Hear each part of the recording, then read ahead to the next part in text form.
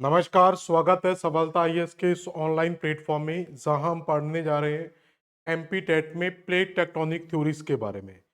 इससे पहले कि हम एक क्लास कर चुके थे प्लेट टेक्टोनिक में जिसमें हमने कुछ बेसिक क्वेश्चंस को कंप्लीट कर लिया था।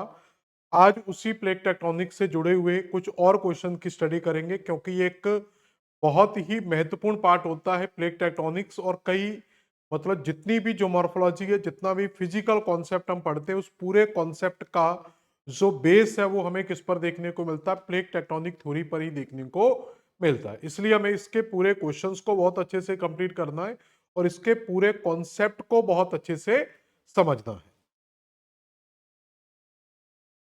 तो सबसे पहले प्लेट टेक्टोनिक्स के कुछ बेसिक क्वेश्चंस देखते हैं। कल हमने जो क्लास की थी यहाँ पर थोड़ा सा समझ लें, जितने भी लोग इस क्लास को देखेंगे जो भी देख रहे हैं वो इस चीज को समझ लेना कि कल हमने जब क्लास स्टार्ट की थी तो उसमें क्वेश्चन नंबर 22 से स्टार्ट हुआ था और क्वेश्चन नंबर 34 तक हमने कंप्लीट किया था। तो क्वेश्चन नंबर 22 से 34 तक के क्वेश्चंस हुए थे। एक्चुअली उसमें शुरू की जो क्लास थी वो कोई टेक्निकल इशू के कारण आगे की जो स्टार्टिंग की क्वेश्चन नंबर फर्स्ट से जो हमने क्लास की थी क्वेश्चन नंबर 22 तक वो क्लास आपकी स्किप हो गई, किसी तरीके से कंप्लीट नहीं हो पाई थी। वो डायरेक्ट जो क्लास है आपको शो होगी वो क्वेश्चन नंबर 22 से शो हो रही है। तो इससे पहले के जो क्वेश्चन है और आफ्टर इसके बाद के जो क्वेश्चन है वो आज की क्लास में हम कंप्लीट करेंगे। तो क्वेश्चन नंबर 1 से लेकर 21 तक के क्वेश्चन है और उसके बाद 34 के बाद के जितने भी क्वेश्चन है हम इसमें कंप्लीट करेंगे। तो आपको दोनों ही क्लासों को कंप्लीट कर लेना है। जब दोनों क्लासें आप कंप्लीट कर लेंगे तो आपका ये पूरे का पूरा प्लेट टेक्टोनिक वाला चैप्टर है ये पूरी तरीके से कंप्लीट हो जाएगा। और कोशिश करना कि कल वाली क्लास से पहले आज की क्लास को देखें, आज की क्लास को देखकर फिर आप दोबारा से उस क्लास को देखें तो आपके कॉन्सेप्ट और ज्यादा क्लियर हो जाएंगे। ठीक है, तो ये कुछ आपको प्रयास करने हैं। अब यहाँ पर आपका पहला क्वेश्चन आता है। जो बेसिक क्वेश्चंस थे वो वहां पर नहीं हो पाए, एडवांस सारे क्वेश्चन हो गए थे। प्लेट टेक्टोनिक सिद्धांत किसके द्वारा दिया गया था? तो ये हम सभी लोग जानते हैं कि ये सिद्धांत देने वाले व्यक्ति का नाम क्या था? हैरी हेस। इससे पहले जो वैगनर के द्वारा सिद्धांत दिया गया था, वैगनर के सिद्धांत को क्या कहा जाता है? महाद्वीपीय विस्थापन सिद्धांत। तो वैगनर का जो महाद्वीपीय विस्थापन सिद्धांत है, इसी महाद्वीपीय विस्थापन सिद्धांत को कंटिन्यू किया गया था किसके द्वारा? हैरी हेस के द्वारा। मतलब जो भी अल्फ्रेड वैगनर के महाद्वीपीय विस्थापन सिद्धांत में कमियां थी उन कमियों को पूरा किया गया था अल्फ्रेड वैगनर के सिद्धांत को हैरी हेस के द्वारा। इसको कहा जाता है प्लेट टेक्टोनिक थ्योरी। दूसरा है सर्वप्रथम प्लेट शब्द किसमें दिया था? क्योंकि इसमें दो शब्द आते हैं, याद रखना। एक शब्द आता है प्लेट और एक शब्द आता है टेक्टोनिक, या हिंदी में कहें तो इसको विवर्तनिकी कह सकते हैं। तो ये प्लेट शब्द सबसे पहले किसने दिया था? तो ये यूपी पीजीटी 2013, 21, 20 और 12 में काफी बार क्वेश्चन पूछा गया है। तो प्लेट शब्द का सर्वप्रथम प्रयोग किस व्यक्ति के द्वारा किया गया? तो देखो, प्लेट टेक्टोनिक सिद्धांत दिया गया था हैरी एस के द्वारा और प्लेट शब्द का प्रयोग जो किया गया था वो टूजो विल्सन के द्वारा किया गया था। तो प्लेट शब्द पहली बार किसने दिया था? विल्सन के द्वारा दिया गया था। तो इस थ्योरी में कुछ लोगों के नाम आएंगे, जैसे प्लेट शब्द किसने दिया है? विल्सन ने। और ये पूरे का पूरा जो सिद्धांत है, ये पूरे का पूरा जो सिद्धांत दिया गया है ये हैरी हेस के द्वारा दिया गया है।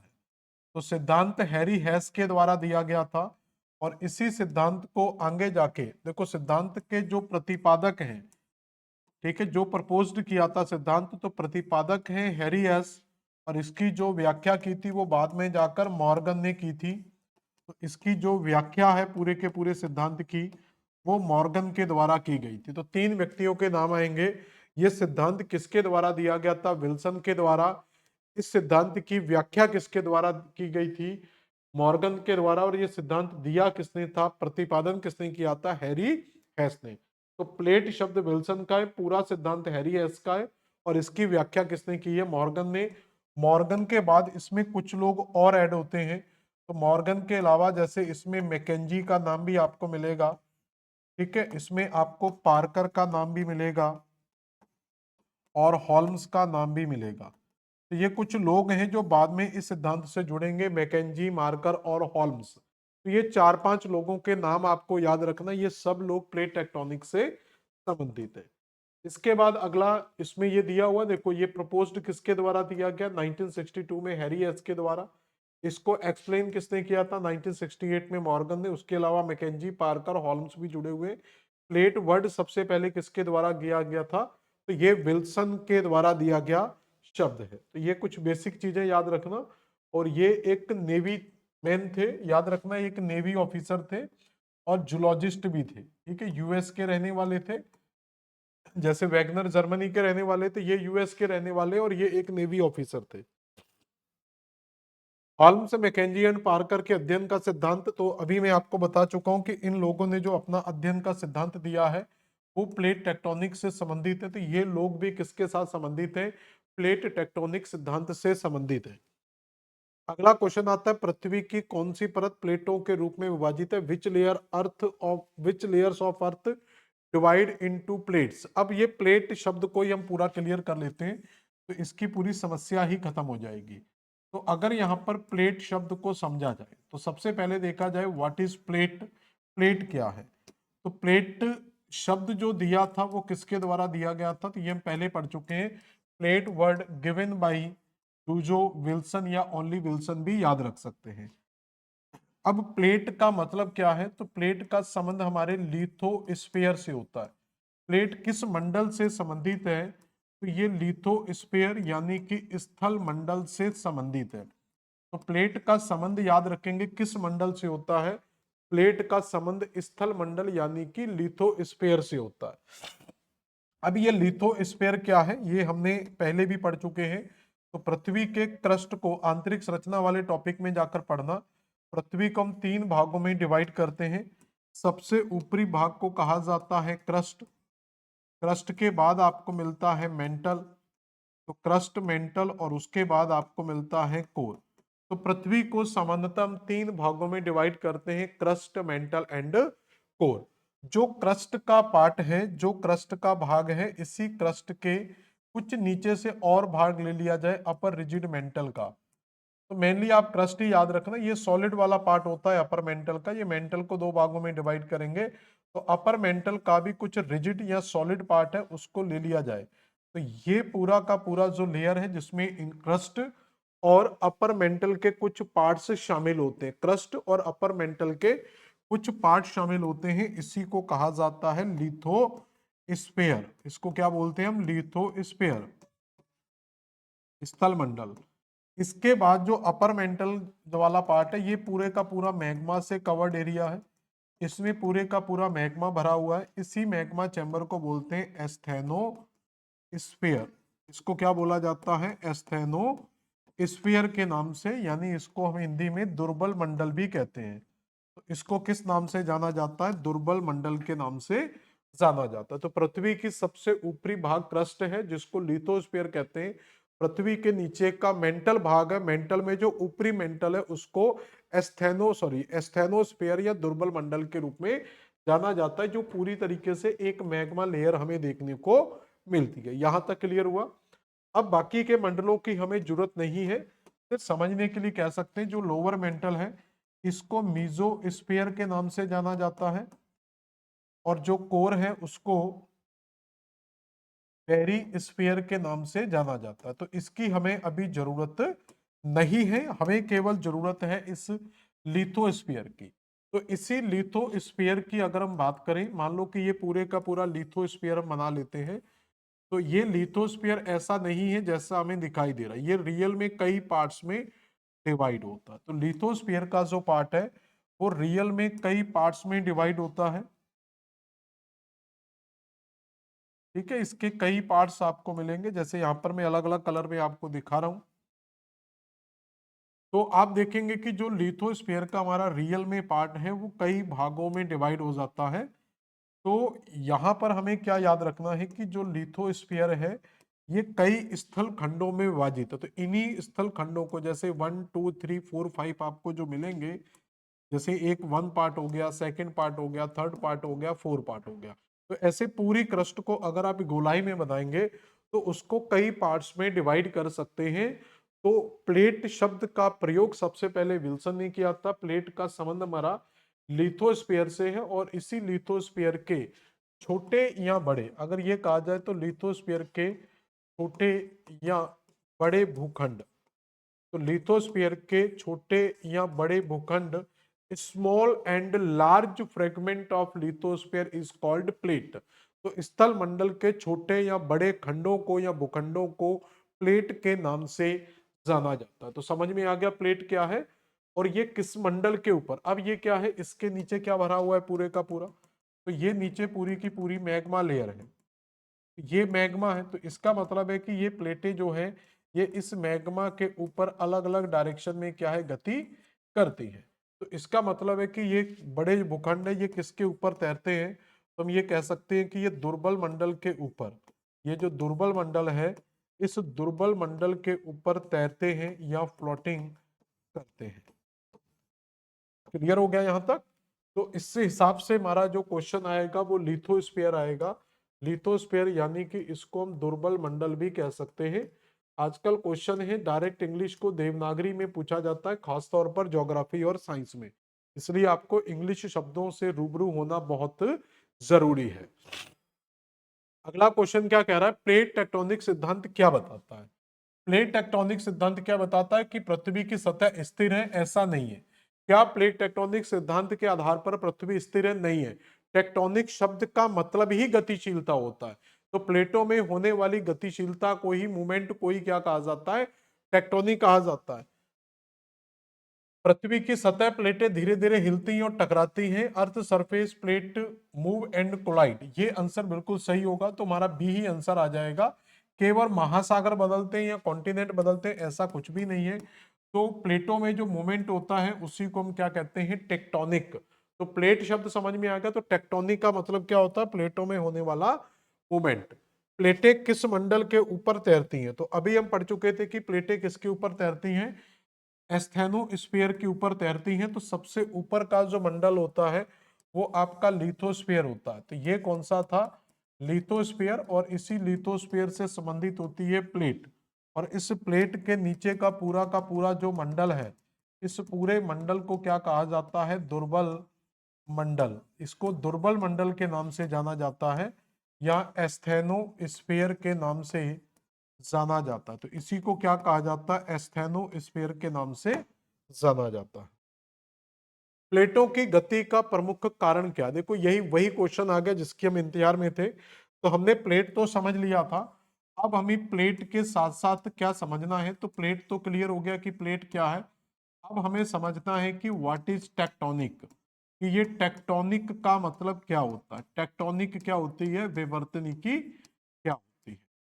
तो इसको सिंपल शब्दों में समझते हैं। तो विवर्तनिकी को अगर एक ही शब्द में, बहुत कम शब्दों में एक्सप्लेन करें तो इसको कह सकते हैं मूवमेंट। तो प्लेटों में होने वाले मूवमेंट यानी कि संचलन, तो प्लेटों में होने वाले मूवमेंट यानी कि संचलन को ही क्या कहा जाता है, टेक्टोनिक्स कहा जाता है। तो प्लेट टेक्टोनिक का मतलब क्या है, प्लेटों में होने वाला संचलन। अब ये जो संचलन हो रहा है तो क्वेश्चन आता है कि इस संचलन का कारण क्या है। तो ये संचलन आखिर किस कारण से हो रहा है, इसका रीजन क्या है। तो कारण का अगर हम एक शब्द में एक्सप्लेन करें तो वह पृथ्वी की सतह में पाए जाने वाले रेडियोधर्मी पदार्थ। तो रेडियोधर्मी पदार्थ जो कहाँ पाए जाएंगे, दुर्बल मंडल के अंदर।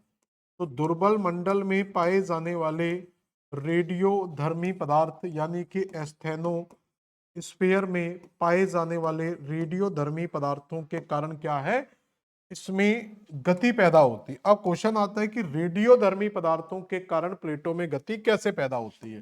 तो इसका भी रीजन हम समझ सकते हैं, क्योंकि ये क्या है, ऊष्मा का, तो इनसे क्या होता है, काफी ज्यादा ऊष्मा रिलीज होती है, जिससे क्या होता है, तापमान में वृद्धि होगी। तो इन्हीं रेडियोधर्मी पदार्थों के कारण क्या होता है, तापमान में काफी वृद्धि होती है। जब तापमान में वृद्धि होती है तो इससे एक ऊर्जा पैदा होती है जिसको कहते हैं संवहन। इससे क्या पैदा होती है, संवहनीय तरंगे पैदा होती है। सीधा लिख सकते हैं क्या पैदा होते हैं यहाँ पर, संवहनीय तरंगे। तो संवहनीय तरंगे कहाँ पैदा होती हैं, जहां पर ऊष्मा सबसे ज्यादा होती है। जैसे आप हवा को जब गर्म करते हो तो हवा गर्म होकर जब ऊपर की ओर उठती है तो उसको भी संवहन बोलते हैं, और जब हम पानी गर्म करते हैं वो पानी भी गर्म होकर जब ऊपर जाता है तो उसको भी संवहन कहा जाता है। तो इसका मतलब है संवहनीय तरंगों में जो मेन है वो है संवहन। तो संवहन क्या होता है यहाँ पर, तो संवहन एक तरीके से ऊष्मा स्थानांतरण की विधि होती है। ये क्या है, एक तरीके से ऊष्मा स्थानांतरण की विधि है, मेथड ऑफ हीट ट्रांसफर, जो तरल और गैस में काम करती है। और ये हमेशा लंबवत काम करती है। कैसे काम करेगी, लंबवत काम करेगी, नीचे से ऊपर या ऊपर से नीचे की ओर कार्य करती है। तो इसका मतलब है प्लेटों में संचलन का प्रमुख कारण है संवहनीय तरंगें। और संवहनीय तरंगों किस कारण से पैदा होती हैं, उनका कारण है रेडियोधर्मी पदार्थ। सिंपल शब्दों में कहें तो प्लेट का मतलब होता है लिथोस्फीयर के छोटे या बड़ा टुकड़ा, और टेक्टोनिक का मतलब होता है प्लेटों में होने वाला संचलन। और इस संचलन का प्रमुख कारण है दुर्बल मंडल में पैदा होने वाली संवहनीय तरंगें, जिनकी उत्पत्ति रेडियोधर्मी पदार्थों के कारण उत्पन्न होने वाली ऊष्मा के कारण होती है। तो ये पूरे का पूरा आपको पृथ्वी की सतह के अंदर मिल जाएगा। तो इसलिए इसको कहेंगे कन्वेक्शनल करंट, यानी कि संवहनीय तरंगे। तो ये जो पैदा हो रहा है ये किसके कारण हो रहा है, संवहनीय तरंगों के कारण पैदा होता है। ये देखो यहां पर आपको दिखेंगे, तो ये जो आपको दिख रही है, ये जो ऊपर की ओर नीचे की ओर जा रही है, इन्हीं को कहते हैं संवहनीय तरंगे। अब जब ये संवहनीय तरंगे मेंटल में घूमने लगती हैं, मेंटल वाले भाग में, अगर ये इस डायरेक्शन में जाएगी तो प्लेट को इस डायरेक्शन में रोटेट करेगी, अगर इस डायरेक्शन में जाएगी तो प्लेट को इस डायरेक्शन में रोटेट कर देगी। प्लेट टेक्टोनिक्स में मुख्यतः कितने प्रकार की सीमाएं होती हैं, या उससे पहले चलो इसी को कंप्लीट कर लेते हैं।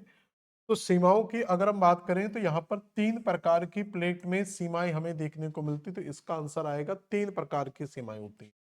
अगर यहाँ पर हम प्लेट बाउंड्री की बात करें तो इसमें दो चीजें एक साथ आ जाती, एक तो प्लेट का संचलन एक साथ आ जाता है, और एक प्लेट किनारे भी एक साथ आ जाते हैं। दोनों को एक साथ पढ़ सकते हैं, प्लेट संचलन या प्लेट किनारे। ये सामान्यतः 3 प्रकार का होता है। एक होता है अपसारी संचलन, एक तो हमें अपसारी संचलन के रूप में मिलता है, एक को कहते हैं हम अभिसारी संचलन। तो दूसरा प्रकार होता है हमारा अभिसारी संचलन का,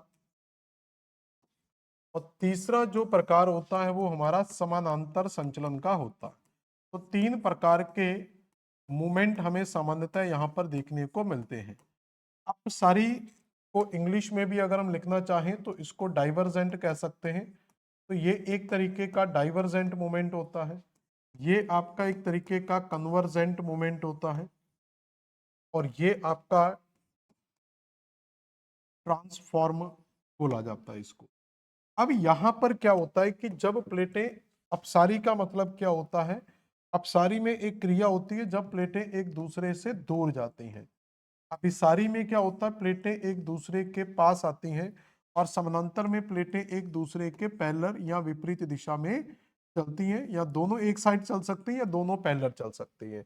अब इस क्रिया में क्या होता है सामान्यतः, जब प्लेटें एक दूसरे के विपरीत जाती हैं तो इससे क्या होगा कि जब यहाँ पर क्या होगा, किसी भी प्रकार का फोकस नहीं लगेगा, बल्कि जब प्लेटें दूर जाएंगी, मतलब यहाँ पर ऐसे समझ लो, जब ये प्लेटें एक दूसरे से दूर जाएंगी, इस तरीके से दूर जाएंगी, तो अंदर का मैग्मा जो है, अंदर का जो मैग्मा है वो बाहर आ जाएगा।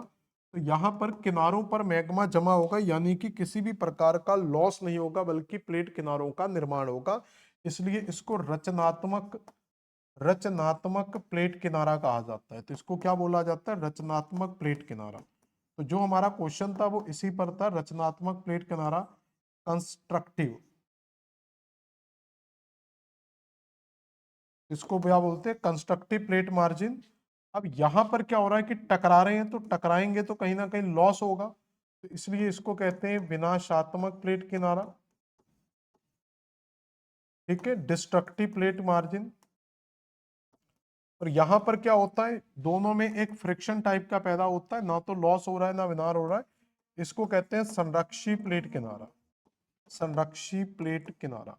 तो तीन प्रकार के किनारे हमें देखने को मिलते हैं। किनारा कर लेना इसको केवल, यहां पर भी देख सकते हैं। तो ये तीन किनारे हैं। तो पहला यहां पर दिख रहा है, जो फर्स्ट है वो डाइवर्जेंट दिख रहा है, जहां पर प्लेटें एक दूसरे से दूर जा रही हैं। यहाँ पर कन्वर्जेंट दिख रहा है, जहां पर एक दूसरे के पास आ रही हैं। ट्रांसफॉर्म में प्लेटें एक दूसरे के समानांतर चल रही हैं। इसको कंजर्वेटिव प्लेट मार्जिन यानी कि संरक्षी प्लेट किनारा कहते हैं। डिस्ट्रक्टिव प्लेट मार्जिन यानी कि विनाशात्मक प्लेट किनारा, और कंस्ट्रक्टिव प्लेट मार्जिन यानी कि रचनात्मक प्लेट किनारा। तो सिर्फ आपको याद रखना है कि किस प्लेट किनारे का संबंध किससे है।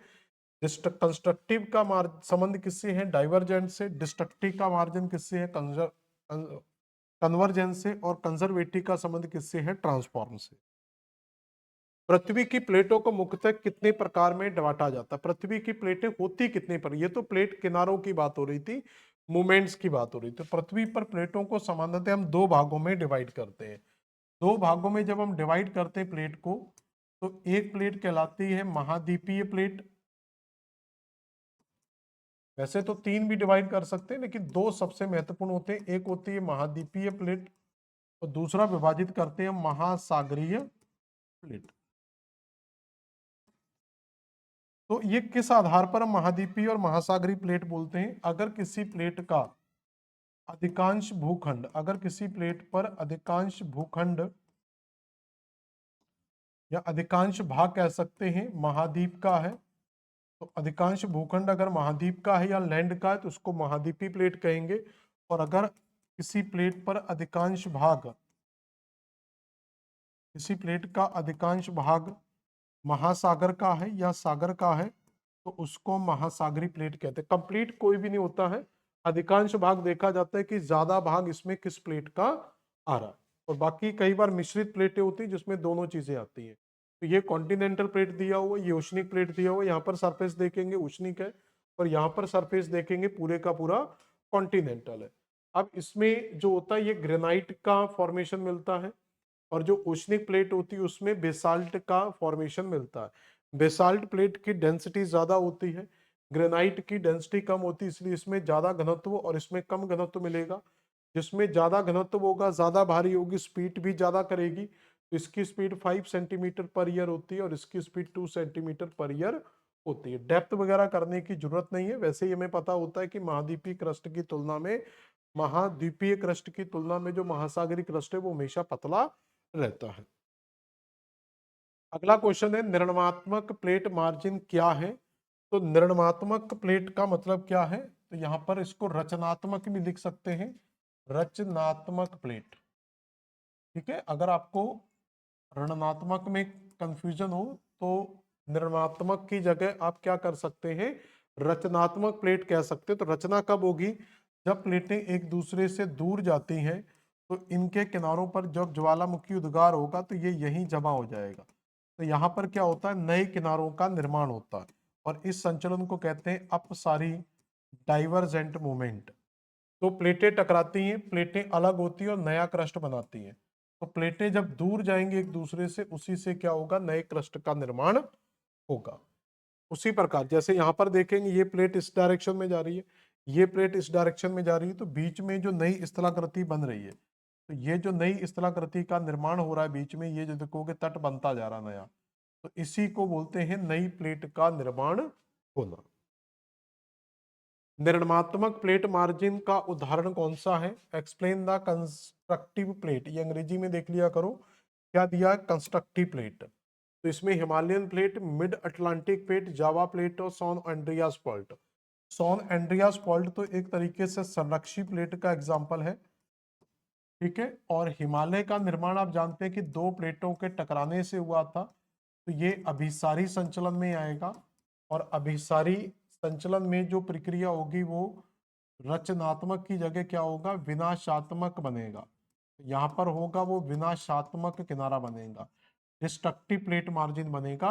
और यहाँ पर जो मिड अटलांटिक रिज है, जो विश्व का सबसे बड़ा कटक हमें मिलता है, तो ये इसका सबसे बड़ा उदाहरण है। ये रिज हमें कहाँ पर मिलेगा और किन प्लेटों के बीच में मिलेगा, तो ये नॉर्थ अमेरिका के बीच में, बिल्कुल आप देखोगे नॉर्थ अमेरिका के इस साइड में इसी लाइन पर वर्ल्ड का सबसे बड़ा रिज देखने को मिलता है, तो जिसको कहते हैं मिड अटलांटिक रिज। तो ये वर्ल्ड का सबसे बड़ा रिज है, मिड अटलांटिक रिज। रिज को कहते हैं कटक। तो मध्य महाद्वीपीय कटक विश्व का सबसे बड़ा कटक हमें देखने को मिलता है, और ये कटक हमें कहाँ देखने को मिलेगा? अटलांटिक महासागर के बीच में देखने को मिलेगा। इस कटक में जो मूवमेंट देखोगे, इस side north American plate move कर रही है, इस साइड यूरेशियन प्लेट मूव करती है, यहाँ पर साउथ अमेरिकन प्लेट मूव कर रही है, और यहाँ पर अफ्रीकन प्लेट। तो इस रिज का फॉर्मेशन किस क्रिया से हो रहा है? तो यहाँ पर आप देखेंगे कौन सा संचलन हो रहा है, तो यहाँ पर आपको समझ में आ जाएगा कि यहाँ पर अपसारी संचलन हो रहा है। तो यहाँ पर कौन सा संचलन मिलेगा? अपसारी संचलन, रचनात्मक प्लेट किनारा मिलेगा। तो डाइवर्जेंट मोमेंट यहाँ पर मिलेगा, और ये किसके बीच में मिल रहा है? इन दोनों को एक साथ कह सकते हैं, या दो एग्जांपल ले सकते हो, north American plate and Eurasian plate, south American plate and African plate. इसके बाद क्वेश्चन दिया है, निर्माणात्मक प्लेट मार्जिन में कौन सी घटनाएं होती हैं? तो जब प्लेटें एक दूसरे से दूर जाएंगी, जब प्लेटें एक दूसरे से यहाँ पर विपरीत दिशा में दूर जाएंगी, तो यहाँ पर क्या होगा? सबसे पहले जो होगा, तो कुछ घटनाएं याद रखना। सबसे पहले यहाँ पर कंपन होगा, कंपन से यहाँ पर भूकंप पैदा होता है, ठीक है, तो यहाँ पर भूकंप आएगा। दूसरा यहाँ पर क्या होगा? ज्वालामुखी क्रिया भी होगी। अब ज्वालामुखी से कई प्रकार की स्थलाकृतियों का निर्माण बनेगा, इसी से कई बार गर्त वगैरह का निर्माण भी बनता है, ट्रेंच वगैरह, या गर्त को छोड़ सकते हैं। तो केवल दो पॉइंट अभी याद रखो, एक तो ज्वालामुखी क्रिया होगी, दूसरा भूकंपन होगा। तो ज्वालामुखी गतिविधि हो ही रही है, भूकंप हो ही रहा है, और नया महासागरीय क्रस्ट जिसको कहते हैं, तो जब यहाँ से मैग्मा निकलेगा, तो ये मैग्मा इस क्रस्ट पर जमा आ जाएगा, जिसके लिए एक शब्द यूज किया जाता है, सी फ्लोर स्प्रेडिंग। तो इसके लिए एक शब्द यूज किया जाता है, सी फ्लोर स्प्रेडिंग, समुद्र नितल प्रसारण या प्रसरण। तो समुद्र नितल का विस्तार कह सकते हैं सीधा सीधा, तो समुद्र नितल का विस्तार भी इससे जुड़ा हुआ है, इसलिए तीनों ही ऑप्शन हमारे क्या है? सही हो जाएंगे। तो ये आपका कंस्ट्रक्टिव प्लेट मार्जिन हो गया। कंस्ट्रक्टिव प्लेट मार्जिन को और क्या कहा जाता है? तो कंस्ट्रक्टिव प्लेट मार्जिन को क्या कहा जाता है? टकराव सीमा, कॉलिजन बाउंड्री, तो ये तो आएगा नहीं। डिस्ट्रक्टिव बाउंड्री, विनाशकारी प्लेट, तो ये तो आएगा नहीं। डाइवर्जेंट बाउंड्री, अंग्रेजी में पढ़ा करो, डाइवर्जेंट बाउंड्री मतलब अपसारी सीमा। तो इसको क्या कह सकते हैं हम? अपसारी सीमा, क्योंकि इसका संबंध ही किससे होता है? डाइवर्जेंट से होता है। तो इसलिए सही आंसर क्या हो जाएगा? सी हमारा बिल्कुल सही आंसर हो जाएगा। यहां तक क्लियर हुआ? अगला क्वेश्चन क्या है? विनाशात्मक प्लेट मार्जिन का उदाहरण है। अब ये विनाशात्मक की बात हो रही है, तो विनाशात्मक में क्या होगा? दो प्लेटें कहीं ना कहीं आपस में टकराएंगी। तो जब ये दो प्लेटें आपस में टकराएंगी, तो यहां पर क्या होगा? विनाश होगा। तो क्वेश्चन क्या दे रहा है? विनाशात्मक प्लेट का उदाहरण है। तो मिड अटलांटिक अटक तो किससे बना था? ये अपसारी का उदाहरण था, तो ये तो आंसर आएगा नहीं हमारा। और जो सोन एंडीज माउंटेन है, ठीक है, अफ्रीकन हिमालय, हिमालय का निर्माण भी किससे हुआ है? प्लेटों के टकराने से हुआ है। और अफ्रीकन प्लेट और एंडीज पर्वत का निर्माण भी प्लेटों के टकराने से हुआ है। तो इसकी जगह पर ये क्वेश्चन थोड़ा सा गड़बड़ है। आप नोट करके अगर करोगे कि कौन सा इनमें सही नहीं है, नहीं कर लेना, तो इसको मिड अटलांटिक कह सकते हैं, क्योंकि बाकी के तो तीनों है, कौन सा नहीं है ना, ऐसे करके कर लेना इसको। अब आगे समझे, विनाशात्मक प्लेट मार्जिन पर कौन सी घटनाएं होती हैं? तो जब प्लेटें एक दूसरे से टकराएंगी, तो कई प्रकार की घटनाएं यहाँ पर होंगी। कंपन और ज्वालामुखी तो कंफर्म आएगा ही आएगा, और जब प्लेटें टकराएंगी तो यहाँ पर फोल्ड भी पड़ता, वलन की प्रक्रिया भी होगी। तो इसका आंसर होगा, तो कौन सी घटनाएं होती हैं? तो खाइयां बनेंगी, पर्वत श्रृंखला, ज्वालामुखी, भूकंप। तो उपरोक्त सभी इसका आंसर आ जाएगा। तो सभी प्रकार की घटना हमें इस मार्जिन पर देखने को मिलती है। निर्माणात्मक प्लेट मार्जिन मुख्यतः किस पर स्थित होते हैं? तो ये आपका ओशियन पर ही देखने को मिलेंगे। स्थलीय प्लेट तो महासागरीय रिज, ठीक है, तो ओशियन में ये सबसे ज्यादा देखने को मिलता है। विनाशात्मक प्लेट मार्जिन को और क्या कहा जाता है? तो विनाशात्मक प्लेट मार्जिन को क्या कहा जाता है? Convergent boundary. तो इसको क्या कहा जाता है? Convergent boundary. मतलब इसको सीधी भाषा में लिखें तो इसको कहा जाएगा अभिसारी संचलन। तो अभिसारी प्लेट सीमा कह सकते हो या फिर या प्लेट संचलन भी कह सकते हो। अगला क्वेश्चन है, विनाशात्मक प्लेट मार्जिन मुख्य रूप से किस पर स्थित होता है? तो ये तो सेम क्वेश्चन है, तो इसको हालांकि कर सकते हैं। तो ये ज्यादातर क्या है? महाद्वीपों पर होता है। ठीक है, तो याद रखना ज्यादातर दो चीजें समझ लो। तो जो अपसारी संचलन है, जो अपसारी संचलन है, ये हमें ज्यादातर महासागरों में देखने को मिलता है। ये महासागर में देखने को मिलता है। और जो अभिसारी संचलन है, अभिसारी जो संचलन है, ये ज्यादातर हमें महाद्वीप पर देखने को मिलता है। जैसे इसमें आप देखेंगे तो तीनों महासागरों, हिंद महासागर में भी अपसारी देखने को मिलता है। ठीक है, उसमें भी अपसार होता है। दूसरा, प्रशांत में भी आपको अपसार मिलता है। और अटलांटिक में भी अपसार देखने को मिलता है। तो ज्यादातर महासागरों में ही अपसारी संचलन होता है। माइनर प्लेट का उदाहरण है, तो माइनर प्लेट मतलब छोटी प्लेट का उदाहरण है। तो अफ्रीकन प्लेट भी एक बड़ी प्लेट है, हमें नॉर्थ अमेरिकन भी बड़ी प्लेट है, पैसिफिक भी बड़ी प्लेट है। तो फिलीपींस प्लेट यहाँ पर क्या है? एक छोटी प्लेट का उदाहरण हो जाएगा। तो फिलीपींस एक छोटी प्लेट का उदाहरण है जो कहाँ पर मिलेगी हमें? तो फिलीपींस जानते हैं कि यहाँ पर स्थित है। तो ये यूरेशियन प्लेट और पैसिफिक प्लेट के बीच में स्थित है। यूरेशियन प्लेट और पैसिफिक प्लेट के बीच में आती है फिलीपींस प्लेट। माइनर प्लेट का उदाहरण नहीं है। तो पैसिफिक प्लेट हम जानते हैं कि एक बड़ी प्लेट है, बाकी की सारी क्या है? छोटी प्लेट है। जैसे अरबी प्लेट, कैरिबियन प्लेट और फिलीपींस प्लेट। तो यहाँ पर फिलीपींस पे देख चुके हैं। अरबी प्लेट आपको यहाँ पर मिल जाएगी। और कौन सी प्लेट थी हमारी ऑप्शन में? और अफ्रीकन फिलीपींस प्लेट, एक मिनट, ये क्वेश्चन नहीं था, ये था। तो अरेबियन प्लेट हमें मिली जाती है, कैरिबियन प्लेट मिल गई। और फिलीपींस ऑलरेडी हम देख चुके थे। कैरिबियन हमें कहाँ पर मिलेगी? तो यहाँ पर देखेंगे, ये आपको मिल जाएगी कैरिबियन प्लेट। तो इस तरीके से ये कुछ छोटी प्लेटें, मोटा मोटा आपको रफ आइडिया क्लियर होना चाहिए कि ये कहाँ पर स्थित है। कौन सा रिफ्ट जोन, कौन सा zone continental divergent boundary? Continental divergent boundary को पहले हिंदी में समझ लेते हैं। इसको कहते हैं महाद्वीपीय, महाद्वीपीय अभिसारी, महाद्वीपीय अभिसारी सीमा का उदाहरण है east African rift valley, mid Atlantic ridge, Mariana trench और हिमालय। तो कौन सा कॉन्टिनेंटल डाइवर्जेंट, डाइवर्जेंट दिया हुआ है, कन्वर्जेंट नहीं है, डाइवर्जेंट है ये, महाद्वीपीय अपसारी सीमा का उदाहरण है। तो ज्यादातर हमने ये बताया था कि जो अपसारी संचलन होता है वो महासागरों में ही होता है। क्या किसी महाद्वीपीय क्षेत्र में अभिसारी संचलन हमें देखने को मिलेगा? तो दिया है पूर्वी अफ्रीका रिफ्ट, मिड अटलांटिक। तो मिड अटलांटिक तो नहीं होगा, मारियाना ट्रेंच भी नहीं होगा और हिमालय भी नहीं होगा। तो ईस्ट अफ्रीकन आपको मिल जाएगा। ये विश्व की सबसे बड़ी रिफ्ट वैली मिलती है, ईस्ट अफ्रीकन रिफ्ट वैली। ये अभी मैं आगे डायग्राम शायद आएगा इसका ईस्ट अफ्रीकन का, तो वहां पर दिखा देंगे, अभी इसमें नहीं आया है। तो आगे जाके इसका एक डायग्राम मैंने डाला हुआ है, वहां पर आ जाएगा। तो वहां पर हम इस क्वेश्चन को सही कर लेंगे, मतलब क्वेश्चन की इमेज देख लेंगे। डिस्ट्रक्टिव प्लेट मार्जिन क्या है? तो डिस्ट्रक्टिव का मतलब क्या होता है? डिस्ट्रक्टिव को क्या बोलते हैं? डिस्ट्रक्टिव मतलब विनाशात्मक।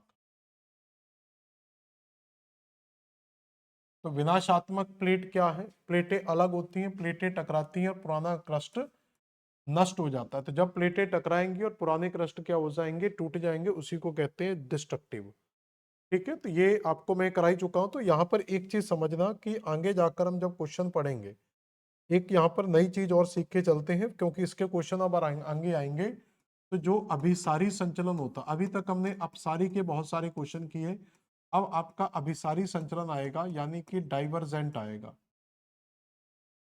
तो डाइवर्जेंट जो संबंध है, इसका संबंध किससे है? विनाशात्मक से। तो ये विनाशात्मक प्लेट किनारा है। और विनाशात्मक में क्या होता है? विनाश होगा, विनाश यानी कि डिस्ट्रक्टिव प्लेट मार्जिन होगा। तो ये दोनों शब्द आप एक साथ ही याद रख सकते हैं, तो ये कंफ्यूजन नहीं करना, एक साथ याद रखना। अब यहां पर क्या होता है कि जब महाद्वीपीय अभिसारी संचलन होता है, ये 3 प्रकार से होता है। ये संचलन हमारा कितने प्रकार का होता है? 3 प्रकार का। 3 प्रकार में क्या होता है, इसमें कई बार महाद्वीपीय महाद्वीपीय और महाद्वीपीय प्लेटें आपस में टकराती हैं। मतलब प्लेटों के जो मार्जिन होते हैं, वो अगर दो प्लेटें टकराती हैं और उनके किनारे अगर कॉन्टिनेंटल है, महाद्वीपीय, तो वो कहलाता है महाद्वीपीय महाद्वीपीय अभिसारी संचलन। कॉन्टिनेंटल कॉन्टिनेंटल प्लेट मूवमेंट, मतलब इसको शॉर्टकट में C+C का फॉर्मूला याद रख लेना। एक तरीका होता है जहां पर महासागरीय और महासागरीय संचलन होता है। तो महासागरीय और महासागरीय अभिसारी संचलन हो रहा है। तो वो तो अभिसार रहा है, लेकिन अभिसार में भी अंतर आता है, अभिसारी संचलन होता है। तो यहां पर जो होगा ये आपका O+O का कॉन्सेप्ट हो जाता है। लेकिन एक तीसरा तरीका और होता है जहां पर एक प्लेट का किनारा महाद्वीपीय हो और एक प्लेट का किनारा महासागरीय हो। तो एक किनारा महाद्वीपीय होगा और एक किनारा महासागरीय होगा, तो ये होगा O+C या C+O का कॉन्सेप्ट। O+C लिख लो या C+O लिख लो, इससे कोई फर्क नहीं पड़ता है, दोनों का मतलब एक ही होता है। तो ये 3 प्रकार के मार्जिन हमें नॉर्मली देखने को मिलते हैं। इसमें भी देखेंगे, जैसे एक किनारा महाद्वीप का है और एक किनारा महासागर का, तो ये C या O+C का कॉन्सेप्ट हो गया, ओशनिक कॉन्टिनेंटल ओशनिक का, या C+O का कॉन्सेप्ट कह लो। यहां पर देखेंगे कॉन्टिनेंटल कॉन्टिनेंटल है, तो यहां पर C+C का फॉर्मूला काम करेगा, C+C आ जाएगा।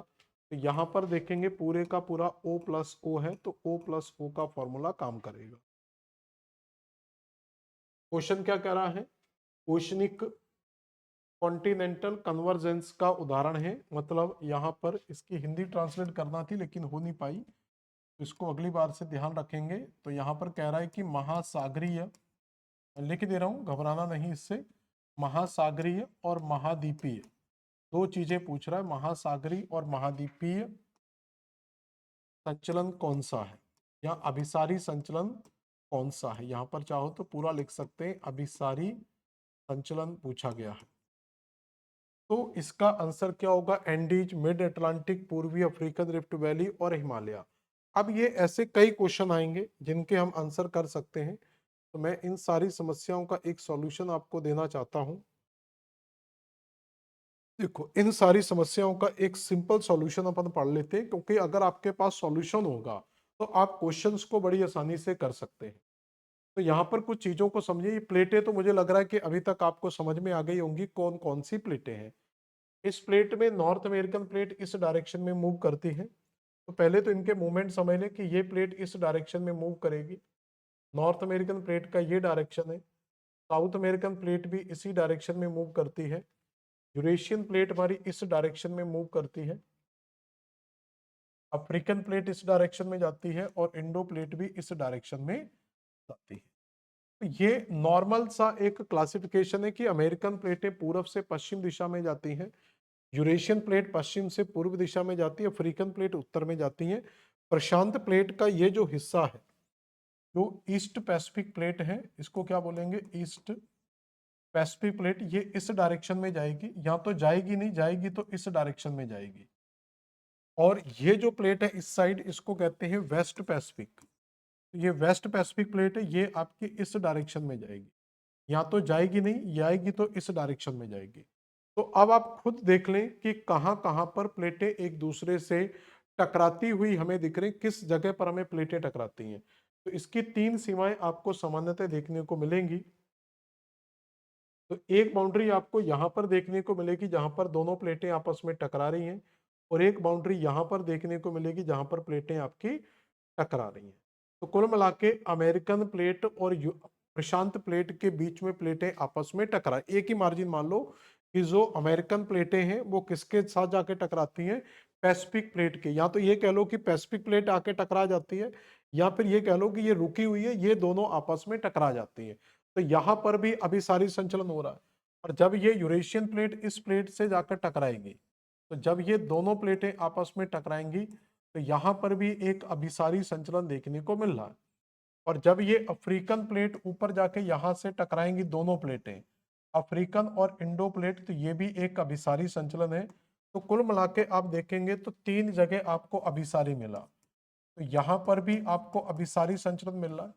तो पहला अभिसारी संचलन कह सकते हैं कि ये Eurasian plate, African plate, Eurasian plate और इंडो प्लेट के बीच में मिलता है।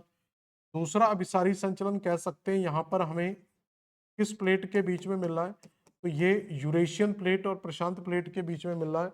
और तीसरा जो अभिसारी संचलन मिल रहा है हमें, वो अमेरिकन प्लेट और प्रशांत प्लेट के बीच में मिल रहा है। तो यहाँ पर तीसरा संचलन भी आपको देखने को मिल जाता है। लेकिन तीनों संचलन में डिफरेंस क्या है वो समझे जरा।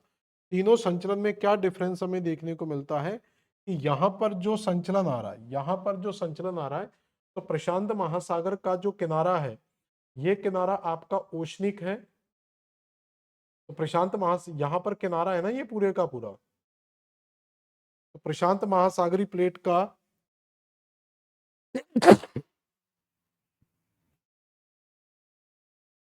तो प्रशांत महासागरी प्लेट का जो मार्जिन है वो ओशनिक है, और इसका कैसा है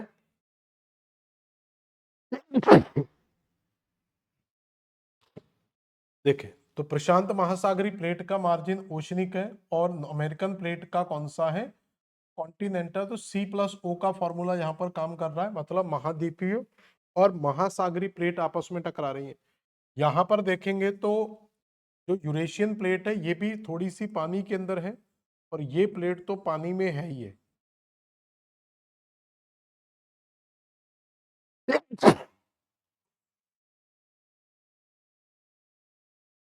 तो यहाँ पर O+O का फॉर्मूला काम करेगा।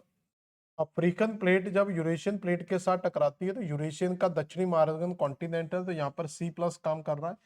इंडो प्लेट के साथ भी C+C काम करेगा।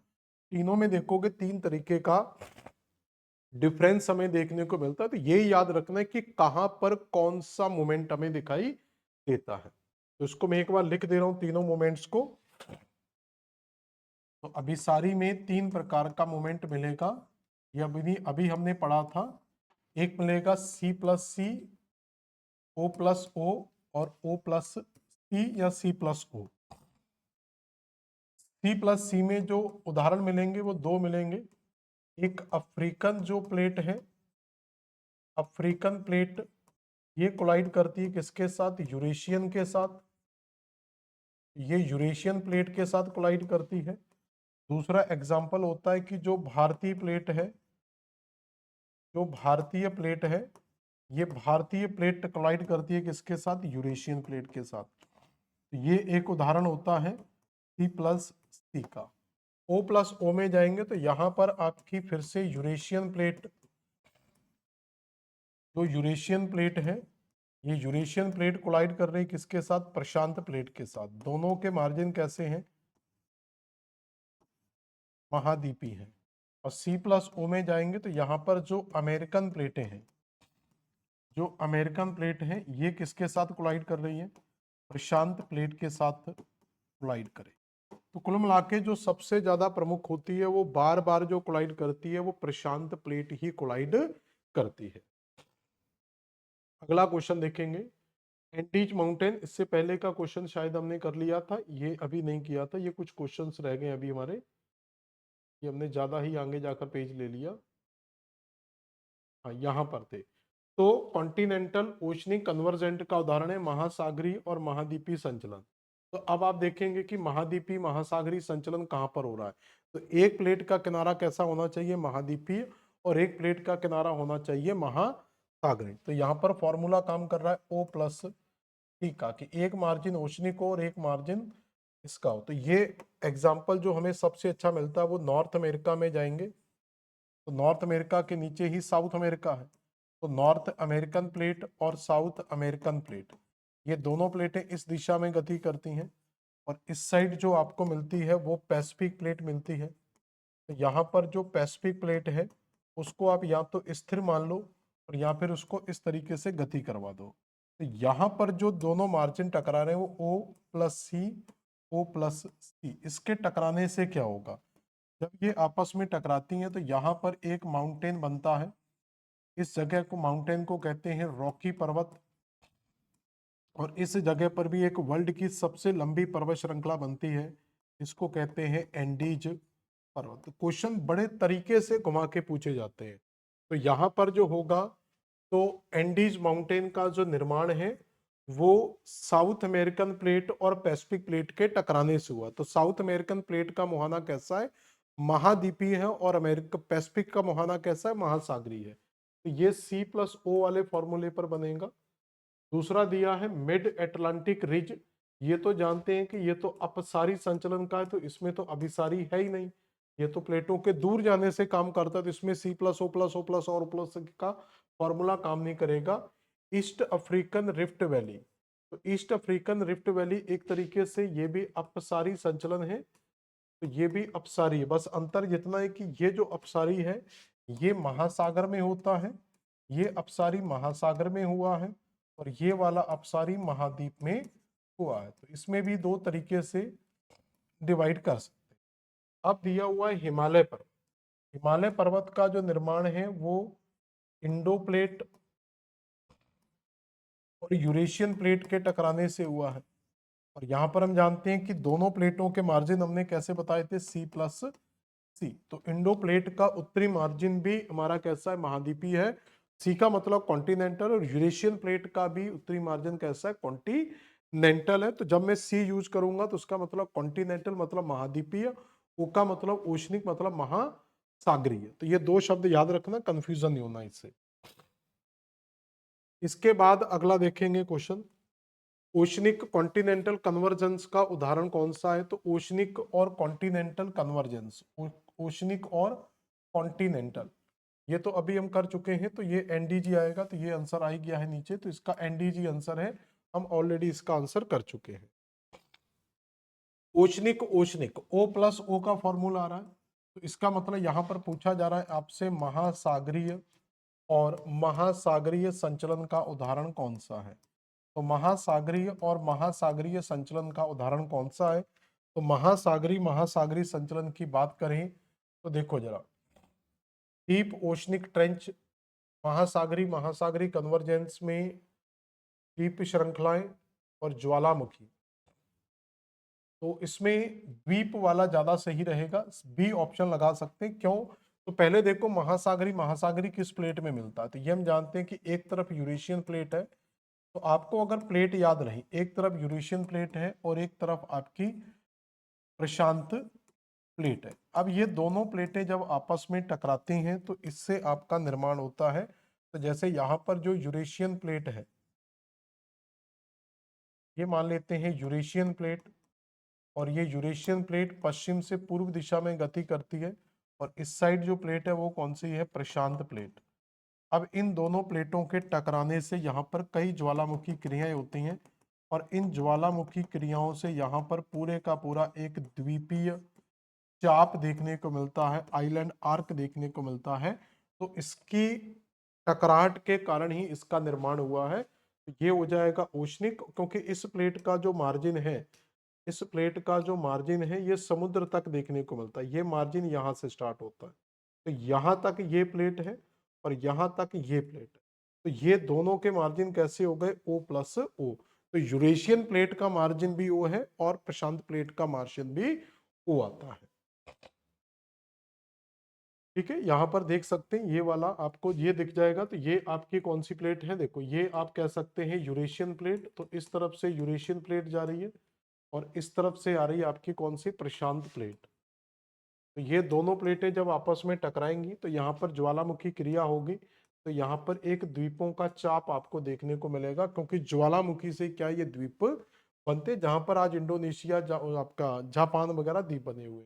कॉन्टिनेंटल, कॉन्टिनेंटल का उदाहरण कौन सा है, तो महाद्वीप और महाद्वीप का उदाहरण क्या है। तो महाद्वीप और महाद्वीप का उदाहरण मैंने आपको बताया, सारे एग्जाम्पल आपको बताए। तो इसका उदाहरण कहाँ मिलेगा आपको, तो ये यूरेशियन प्लेट के साथ जब यहाँ पर अफ्रीकन प्लेट टकराएगी और इस साइड से आपकी इंडो प्लेट टकराएगी, तो इन प्लेटों के बीच में यहाँ पर जो मार्जिन बनता है ये आपका सी वाला है, ये भी सी है, ये भी सी है, ये भी सी है। तो इससे क्या बना हुआ है? फोल्डेड माउंटेन, महासागरीय ट्रेंच, वोल्केनो, रिफ्ट वैली। इससे फोल्डेड माउंटेन ही सबसे सही होगा, क्योंकि यहीं पर हमें विश्व की सबसे ऊंची इमारतों में शामिल, ठीक है, यहाँ पर एंडीज में ही, सॉरी, इंडिया के साथ ही आपको हिमालय पर्वत देखने को मिल जाता है। और अफ्रीका की तरफ जाएंगे तो यहाँ पर आपको एटलस पर्वत देखने को मिल जाता है। यूरोप में जाएंगे तो यहाँ पर आपको आल्प्स पर्वत देखने को मिल जाएंगे। तो ये सारी श्रेणियां कैसी हैं? वलित पर्वत के उदाहरण है, फोल्डेड माउंटेन के उदाहरण है। ठीक है, तो ये देखेंगे यहाँ से कॉन्टिनेंटल प्लेट जा रही है, इस साइड से भी कॉन्टिनेंटल प्लेट जाएगी। जब कॉन्टिनेंटल कॉन्टिनेंटल प्लेटें आपस में टकराएंगी तो इनके जो सेडिमेंट्स है वो फोल्ड होकर माउंटेन का फॉर्मेशन कर देते हैं। इसके अलावा अगला क्वेश्चन है, मारियाना ट्रेंच किस प्रकार की प्लेट सीमा पर स्थित है? तो मारियाना ट्रेंच कहां पर है? तो ये प्रशांत महासागर में स्थित है। ये कहां पर है? प्रशांत महासागर में स्थित है। अब याद रखना कि जब भी ट्रेंच की बात करेंगे, जब भी ट्रेंच की बात करेंगे, इसको कहते हैं गर्त। तो ये ज्यादातर जो गर्त बनता है, तो इस गर्त के बनने के लिए प्लेट में जो किनारा है वो महाद्वीपीय किनारा होना चाहिए और साथ में महासागरीय किनारा होना बहुत जरूरी है। तो महाद्वीपीय महासागरीय किनारा, तो दूसरा क्या होता है हमारा? महाद्वीपीय महाद्वीपीय किनारा। तो अगर आपको ये याद रहेगा तो आपको पता है कि कहां पर कौन सी स्थलाकृति बन सकती है।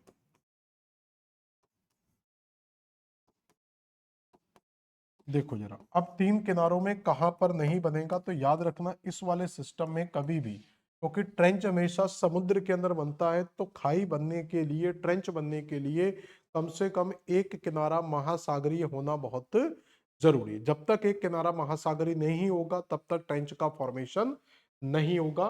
तो महाद्वीप और महासागर में ट्रेंच बन सकता है और यहाँ पर भी ट्रेंच बन सकता है। इसमें भी फर्स्ट प्रायोरिटी हम इसको देंगे, सेकंड प्रायोरिटी हम इसको देंगे।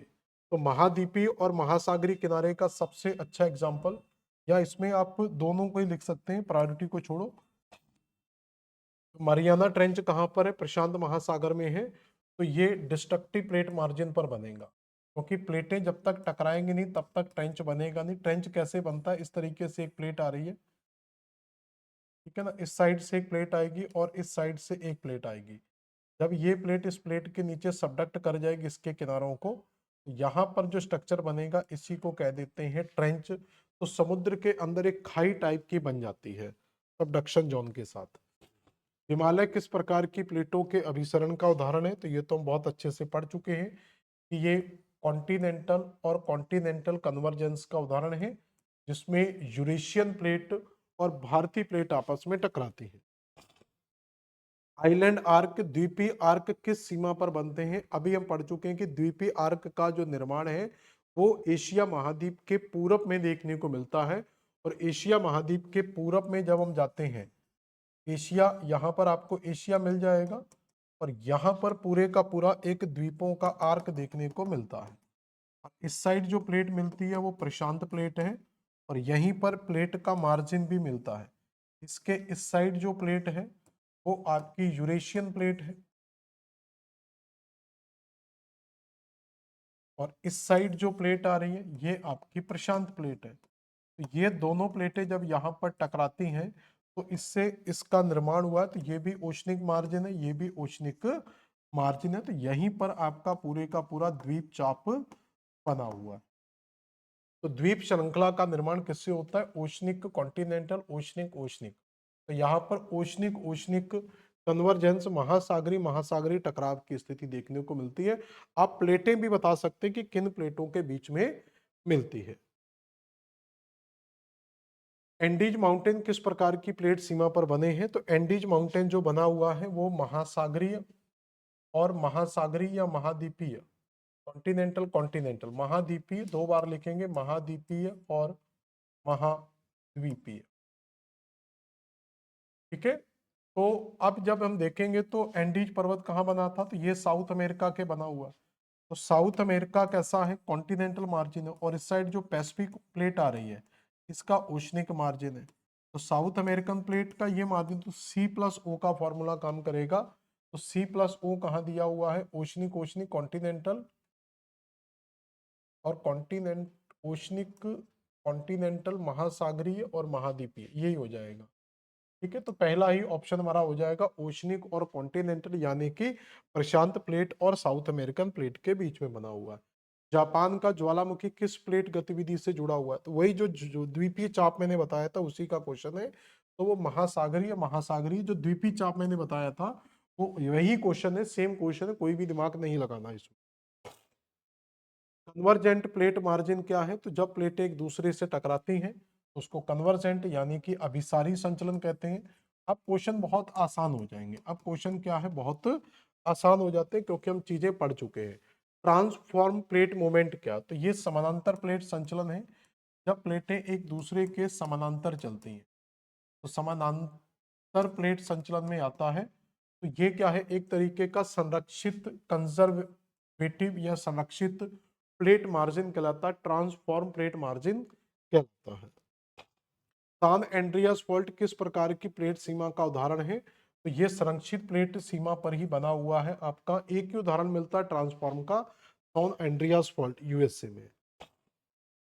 कौन सी गतिविधि सामान्यतः होती है, तो यहाँ पर भूकंप, ज्वालामुखी, यहाँ पर ज्यादातर जो है फॉल्ट पर भूकंप सबसे ज्यादा आते हैं, क्योंकि संरक्षित प्लेट किनारे में सबसे ज्यादा जो प्रभावी एक्टिविटी होती है वो भूकंप की होती है, क्योंकि यहाँ पर प्लेटें क्या है, इस प्लेट के साथ ये वाली प्लेट अगर ऊपर नीचे जा रही है तो ये रगड़ खाकर चलेंगी, तो यहाँ पर वाइब्रेशंस के चांसेस सबसे ज्यादा होते हैं।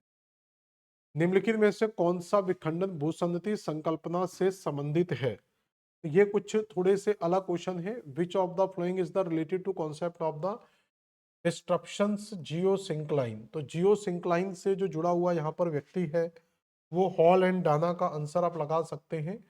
तो ये एक पुराना क्वेश्चन है, तो इसको आप, इस टॉपिक से नहीं है, ये अलग है, तो इसको चाहो तो आप स्किप भी कर सकते हैं, तो इसकी अभी हमें ज्यादा जरूरत नहीं है। तो ये भूसंगति से संबंधित कुछ सिद्धांत है, जैसे पर्वत निर्माण भूसंगति सिद्धांत कॉपर का है, तापीय संकुचन सिद्धांत जेफरी का, महाद्वीपीय फिसलन सिद्धांत दिल्ली का है, संवंत रंगा सिद्धांत होम्स का है, और रेडियो एक्टिविटी सिद्धांत जूल का। ये सिद्धांत कुछ याद कर लेना, काम आ जाते हैं।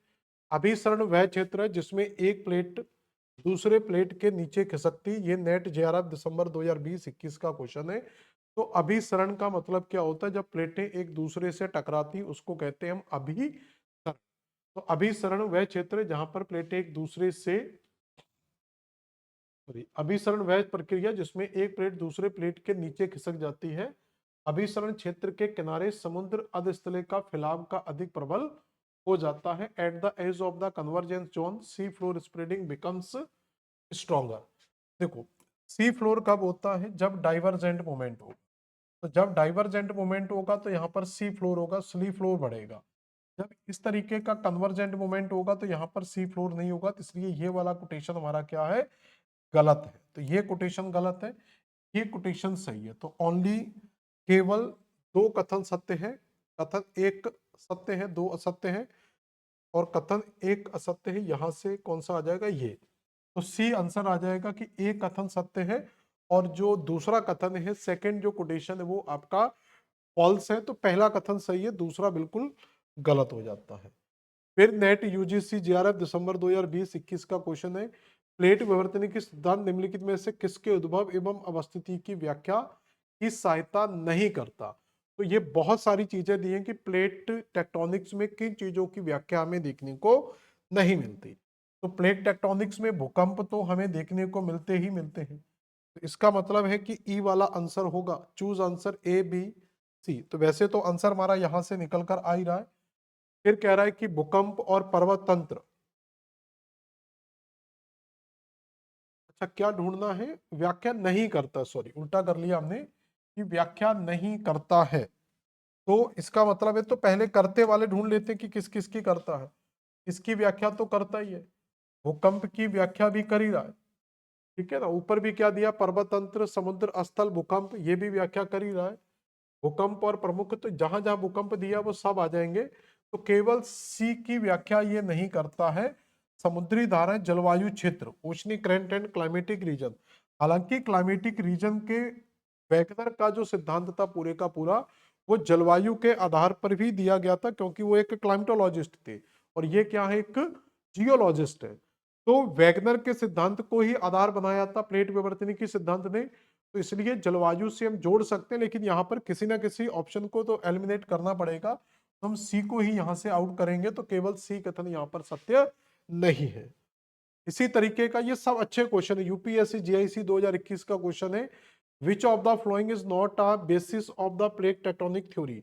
कौन सा प्लेट विवर्तनिकी सिद्धांत का आधार नहीं रहा है? तो कौन सा जो इसके आधार नहीं आता है? तो पैलियो मैग्नेटिज्म, सागर नितल प्रसारण, प्रागैतिज, वैश्विक जलवायु परिवर्तन, पोलर स्पीडिंग। देखो ये तो रहा, ये दोनों तो आ ही जाएंगे। अब इन दोनों में कंफ्यूजन है कि किसको हम हटाएं। तो ध्रुवों का घूर्णन हटा दें या जलवायु को हटा दें, क्योंकि ये सिद्धांत वैगनर के सिद्धांत के ऊपर ही आधारित है। तो हम यहाँ पर जलवायु को ऐड कर सकते हैं, इसको हटा सकते हैं। ध्रुवों के घूर्णन का इसमें कोई भी व्याख्या नहीं दी गई है प्लेट टेक्टोनिक्स में। एक प्लेट का दूसरी प्लेट के नीचे खिसकने की प्रक्रिया को क्या कहा जाता है? तो जब एक प्लेट अगर इस तरीके से मूवमेंट कर कर आती है और ये सबडक्ट हो जाएगी किसी दूसरी प्लेट के नीचे, तो ये जो सबडक्शन, तो यहां पर क्या होता है, इसको कहते हैं हिंदी में छेपण। तो इस प्रक्रिया को कहा जाता है छेपण या सबडक्शन। तो छेपण या सबडक्शन के नाम से जाना जाता है। जहां पर भी ये छेपण या सबडक्शन होता है उसको बेनी ऑफ जॉन, तो उसको बेनी ऑफ जॉन या छेपण क्षेत्र भी कहा जाता है। तो इसमें क्या लिखा हुआ, अभिवहन अभिसरण के कारण होगा, कन्वर्जेंस के कारण होगा। एक सिंपल फॉर्मेट क्वेश्चन है। और है दो चार क्वेश्चन देख लेते हैं। भू अभिसंधिति के चारों ओर घेरने वाले दृढ़ भूखंड को कोबर ने क्या कहा था? तो ये कोबर का दिया गया सिद्धांत है। तो कोबर ने कहा था कि जो भूसंधिति है, तो ये जो भूसंधिति है, इस भूसंधिति के चारों ओर का जो स्थल खंड है, ये जो स्थल खंड है दोनों साइड का, इसको क्रोटे जोन के नाम से जाना जाता है। तो भूसंधिति के जो आसपास की जमीन होती है उसको क्या कहा जाता है? कोबर ने क्रोटे जोन का नाम दिया था। ठीक है, तो ये जो आसपास की भूसंधिति है, जगह है, इसको क्या बोला जाएगा? क्रोटे जोन। जो फोर लैंड वाला भाग होता है, तो इसी फोर लैंड को क्रोटे जोन के नाम से भी जाना जाता है। तो इसी को क्रोटे जोन के नाम से भी जाना जाता है। भूसंधिति के किनारे पर निर्मित समानांतर सीमांत श्रेणियों को क्या कहा जाता था? Parallel marginal range for the edge of the geosyncline. तो जब भी भूसंधिति का निर्माण होता है, तो भूसंधिति के किनारे पर जब फोल्ड पड़ने स्टार्ट हो जाते हैं यहाँ पर, तो जब भूसंधिति पर फोल्ड पड़ना स्टार्ट हो जाता है, तो इनके किनारों पर, ये जो भूसंधितियों के किनारों पर जो श्रेणियां बन रही, इन श्रेणियों को क्या कहा जाता है? तो इसको रेंड कैटेन के नाम से जाना जाता है। तो क्रेटोजोन तो क्षेत्र है, तो ये रेंड कैटेन के नाम से जाना जाता है। ये इन्हीं की लैंग्वेज में कुछ दिए गए ज्योग्राफिकल शब्द है। ये कोबर का भी सिद्धांत हमने पढ़ लिया। तापीय संकुचन सिद्धांत, तो तापीय संकुचन सिद्धांत आपका किसके द्वारा दिया गया था? तो ये आपका हॉल्म्स के द्वारा दिया गया एक सिद्धांत है, थर्मल कन्वेक्शनल थ्योरी, कॉन्स्ट्रक्शनल थ्योरी। ठीक है, पर्वत निर्माण के सिद्धांत जैसे भूसन्नति सिद्धांत कोबर का है। तापीय संकुचन सिद्धांत एक तरीके से क्वेश्चन था, क्या हुआ यहाँ पर, ये क्वेश्चन था जो कट गया है, इसके ऑप्शन वगैरह कट चुके हैं, तो इसको हटा देना आप लोग, है ना, इसको एलिमिनेट कर देते हैं। इसका क्वेश्चन और ऑप्शंस नहीं है यहाँ पर। हिमालय पर्वत के साथ भारतीय प्लेट की सीमा किस तरीके की प्लेट सीमा है? तो ये भी आपका यूके पीएससी लेक्चरर में पूछा गया। तो भारतीय प्लेट और यूरेशियन प्लेट के साथ, तो भारतीय प्लेट की सीमा किस तरह की प्लेट सीमा है? तो महाद्वीप से महाद्वीपीय अभिसरण है। ठीक है, तो ये यही आंसर आ जाएगा, कॉन्टिनेंटल कॉन्टिनेंटल प्लेट मार्जिन पर बनती है। निम्नलिखित पदों में से किस एक का संबंध प्लेट विवर्तनिक के सिद्धांत से नहीं है? कौन सा प्लेट टेक्टोनिक थ्योरी से नहीं जुड़ा हुआ है? तो ये भी प्रीवियस ईयर का क्वेश्चन है। तो ये आपका जो चुंबकीय सिद्धांत तो जुड़ा हुआ है, समुद्र नितल जुड़ा हुआ है। उत्प्लावकता ब्योंसी थ्योरी का जो यूज किया था, ये वैगनर ने किया था। इस थ्योरी का यूज वैगनर ने किया था, इसलिए यूज कर सकते हैं। रिबॉन्ड जो थ्योरी, इलास्टिक रिबॉन्ड थ्योरी, तो ये रीड के द्वारा दी गई थ्योरी थी जो भूकंप से संबंधित है। ये भूकंप से संबंधित थ्योरी है, rebound theory, elastic rebound theory, ये भूकंप की व्याख्या करती है। निम्नलिखित में से कौन से पुराने वलित पर्वत हैं? तो वलित पर्वत वही है जो प्लेटों के निर्माण से होते हैं। सॉरी, ये आपका न्यू वलित पर्वत है, ठीक है। एंडीज भी न्यू है और हिमालय भी न्यू है। तो इसमें केवल अरावली आपका कैसा एक ओल्ड फोल्डेड माउंटेन है। पर्वतों की हम पूरी अलग से क्लास करेंगे, ये बीच बीच में मैंने कुछ क्वेश्चन डाल दिए हैं। निम्नलिखित में से कौन सा ज्वालामुखी पर्वत नहीं है? तो ज्वालामुखी पर्वत नहीं है, तो इसमें आप देखोगे जो सेरा निवेदा है, जो यूएसए में स्थित है, ये आपका एक ब्लॉक माउंटेन का पर्वत है। तो ये एक ब्लॉक माउंटेन का पर्वत है। ये सब में पर्वतों के क्वेश्चन आपको एक अलग क्लास में करवा दूंगा, कौन सा पर्वत कहाँ पर स्थित है, तो उसकी एक अलग से क्लास करेंगे। कौन सा ब्रंसोद पर्वत है, ब्लॉक माउंटेन है, तो अभी हम पढ़ चुके हैं। तो आल्प्स, अपलेशियन, यूराल, जो वॉस्जेस पर्वत है जर्मनी के, सॉरी फ्रांस के अंदर, तो फ्रांस का जो वॉस्जेस पर्वत है ये भी एक ब्लॉक पर्वत का उदाहरण है। राइन रिफ्ट वैली में ये स्थित है। ये अलग से कराऊंगा मैं पर्वतों की। कौन सा नवीन पर्वत का उदाहरण नहीं है? तो ये आपका अपलेशियन जो यूएसए के पूर्वी तट पर स्थित है, ये एक प्राचीन पर्वत है। बाकी सब क्या है, नवीन पर्वत के उदाहरण है। ये पर्वत के क्वेश्चन इसलिए आ रहे हैं क्योंकि ये सब जो पर्वत है तीनों जो न्यू फोल्डेड हैं, ये सब आपके प्लेट टेक्टोनिक से संबंधित है। अब सारी सीमा एक उदाहरण नहीं है। तो इंडियन प्लेट और अंटार्कटिका प्लेट, तो अंटार्कटिका प्लेट नीचे है, इंडियन प्लेट ऊपर जाती है। तो अंटार्कटिका और इंडियन प्लेट जब अलग हो रही है तो यहां पर भी अपसारी सीमा बन रही है, तो ये तो आंसर नहीं होगा हमारा।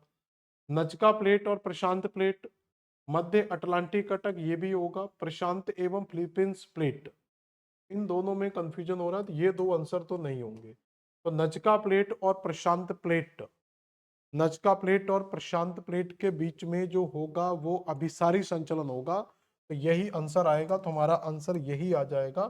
ये अभिसारी संचलन है दोनों के बीच में, ये दोनों प्लेटें एक दूसरे से टकरा रही है, ठीक है। यहां पर देखोगे नजका प्लेट, यहां देखोगे पैसिफिक प्लेट इस तरफ जा रही है, ये प्लेट इस तरफ आ रही है, तो ये बीच में फंसी हुई है। तो ये कहीं बेचारी जा ही नहीं पा रही, इधर से ये इधर जाएगी तो भी धक्का देगी, ये भी पीछे से आएगी तो भी इसको धक्का देगी। बेनी ऑफ जॉन किस प्रकार की प्लेट किनारों के सारे पाए जाते हैं? तो बेनी ऑफ जॉन तभी बनेगा जब दो प्लेटें आपस में टकराएंगी, जब क्षेपण होगा। तो इसका मतलब है कि ये विनाशात्मक प्लेट किनारों पर पाए जाएंगे जब प्लेटें एक दूसरे से टकराएंगी, और अधिक घनत्व वाली प्लेट का, जो अधिक घनत्व वाली प्लेट है वो कम घनत्व वाली प्लेट के नीचे डेंस हो जाती है। याद रखना, हमेशा अधिक घनत्व वाली प्लेट का कम घनत्व वाली प्लेट के नीचे क्षेपण होगा, ठीक है। ये भी राजस्थान टीजीटी का क्वेश्चन है। प्लेट विवर्तन के सिद्धांत के अनुसार द्वीपीय चापों तथा द्वीपीय तोरणों का निर्माण का परिणाम है।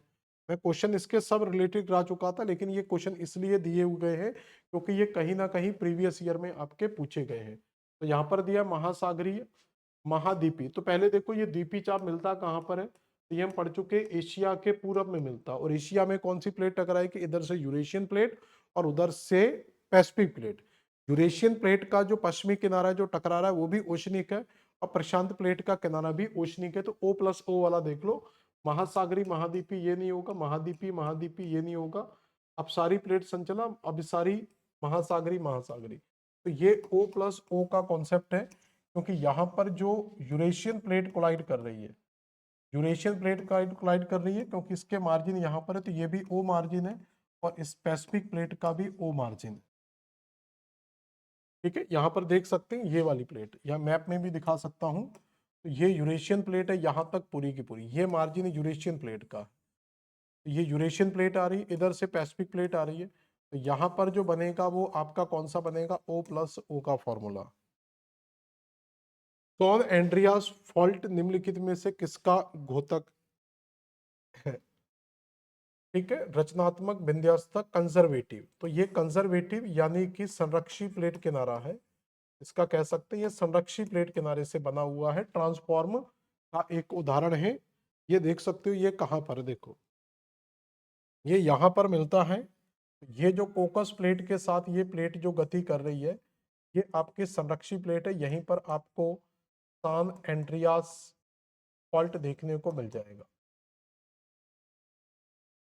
स्थल मंडली पट्टिकाओं के रचनात्मक उपांत के लिए निम्नलिखित में से कौन सा अभिव्यंजन किया जाता है, जहां constructive margin of lithosphere plates are respected by Ural, Mariana, Sindhu Ganga या मध्य अटलांटिक।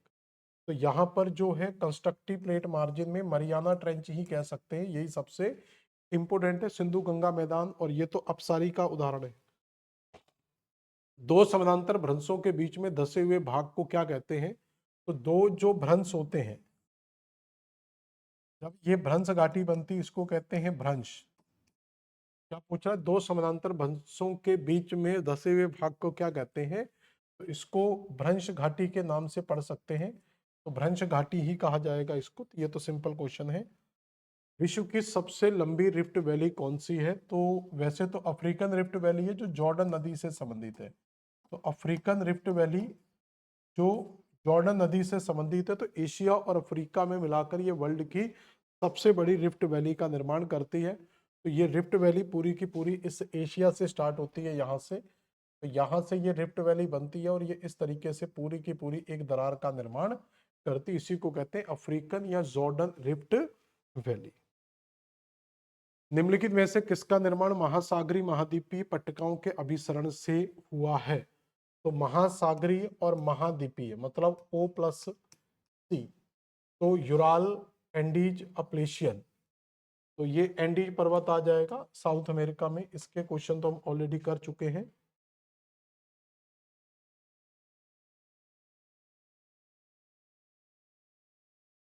ठीक है, दो तीन क्वेश्चन और बचे हैं, कर लेते हैं इनको। विवर्तनिकी बल के कारण निम्नलिखित में से कौन सा लक्षण होता है? तो विवर्तनिकी जब बल आता है तो उससे क्या होता है? रिफ्ट वैली का फॉर्मेशन होगा। बाकी की जो घाटियां वो अलग तरीके से बनती हैं, उनको फिर किसी टॉपिक में पढ़ेंगे। अभी केवल याद रखो कि रिफ्ट वैली का निर्माण इससे होता है। ये आपके स्थलाकृतियों के टॉपिक में आ जाएगा। पट्टिका उपांत एवं ज्वालामुखी क्षेत्र स्पष्ट रूप से एक दूसरे से संबंधित होते हैं। Plate margin and volcanic zone are clearly associated with each. Most volcanic zones are located on the convergence plate boundary. तो ज्वालामुखी क्रियाएं प्लेट बाउंड्री पर ही होती हैं, ये जरूरी नहीं होता है, लेकिन ज्यादातर अभिसरण पट्टिकाओं पर होती हैं। तो इसमें ए और दोनों सही हैं, आर ए की सही व्याख्या कर भी रहा है, तो इसमें या ये ए ही कर लो, इसका आंसर ए ही ज्यादा बेस्ट है। प्लेट विवर्तनी की सिद्धांत सागर नितल प्रसरण के साक्ष्य पर आधारित है। सागर नितल प्रसरण की संकल्पना का प्रतिपादन लिपि चौन ने किया था। तो ये लिपि चौन पता नहीं कहां से आ गया है। ये सिद्धांत हैरी हैस का दिया हुआ है। इसका मतलब ये कोटेशन गलत है, पहला कोटेशन सही है, दूसरा गलत है। तो आंसर आ जाएगा ए सत्य है और आर गलत है। लेपी चौन ने नहीं, ये सिद्धांत ही हैरी हैस का पूरे का पूरा। अपसारी प्लेट सीमाओं पर शांत ज्वालामुखी उद्गार होता है। मध्य अटलांटिक कटक में महासागरीय क्रस्ट विपरीत दिशाओं में गतिशील करता है। तो ये दोनों ही सही हैं और आर एक ही सही व्याख्या भी कर रहा है, तो आप इसका बी आंसर लगा सकते। मध्य अटलांटिक कटक की बात हो रही है। अपसारी प्लेट किनारा सामान्यतः सागर नितल प्रसरण से होता है। ठीक है, तो सागर नितल प्रसरण होता है। रचनात्मक प्लेट किनारे द्वारा भ्रंश का निर्माण होता है। कंस्ट्रक्टिव प्लेट मार्जिन, तो ये दोनों स्टेटमेंट सही है। तो जब भी डाइवर्जेंट मूवमेंट होगा तो उससे सी फ्लोर स्प्रेडिंग होगी, और जब भी ये होगा कंस्ट्रक्शन होगा, ये वाला विनाशात्मक प्लेट किनारा होगा, तो इससे भ्रंश बनेंगे। इसका मतलब व्याख्या तो नहीं कर रहे, लेकिन कथन दोनों सही है। ए सही आर गलत है, ए गलत है आर सही। कथन दोनों सही है, आर ए की व्याख्या करता, कथन दोनों सही पर आर ए की व्याख्या नहीं करता है। तो कथन तो दोनों सही है, लेकिन वो एक दूसरे को एक्सप्लेन नहीं करते। अगला क्वेश्चन है, निम्नलिखित में से कौन सा एक अपसारी प्लेट सीमा से संबंधित नहीं है? अपसारी मतलब डाइवर्जेंट से संबंधित नहीं है। नई महासागरीय क्रस्ट का निर्माण, ये तो होगा ही होगा। अपेक्षाकृत अधिक घनत्व वाली प्लेट का क्षेपण, तो अपसारी प्लेट में क्षेपण नहीं होता है। अंत महासागरीय कटकों का निर्माण होगा, सागर नितल का प्रसरण होगा, तो ये तीनों हो जाएंगे। ये नहीं होगा बी, क्योंकि जो क्षेपण सबडक्शन की क्रिया है, ये प्लेटों के टकराने वाले यानी कि अभिसारी संचलन में होती है। ठीक है, कन्वर्जेंट में होती है। तो ये थे आपके आज की क्लास के क्वेश्चन। तो यहाँ आज हमने बड़ी मेहनत के साथ बड़ी स्पीड और चीजों को कंप्लीट करने के बेस से स्पीड को मेंटेन किया, जिससे आपके सारी चीजें यहाँ पर पूरी तरीके से कंप्लीट हो जाएं। तो कल की क्लास और आज की क्लास को मिलाकर आप पढ़ेंगे और इस क्लास को पढ़ने के साथ साथ आप जो कल क्लास करवा दी गई है उसके क्वेश्चंस को भी करें, क्योंकि उसमें बीच में से कुछ क्वेश्चंस आए थे, ये मैंने आपको आज पूरे क्वेश्चन कंप्लीट करवा दिए हैं। तो प्लेट टेक्टोनिक्स से जुड़े हुए हमने 70-80 क्वेश्चन को सॉल्व किया है, और हर प्रीवियस ईयर एग्जाम जो शिक्षक पात्रता से संबंधित है उनको भी हमने कंप्लीट किया, साथ में आपको पूरी के पूरे थ्योरी, कंटेंट और कॉन्सेप्ट को भी कंप्लीट करवाया है। तो अब नए टॉपिक के साथ मिलेंगे, कल मिलते हैं नए टॉपिक के साथ। धन्यवाद।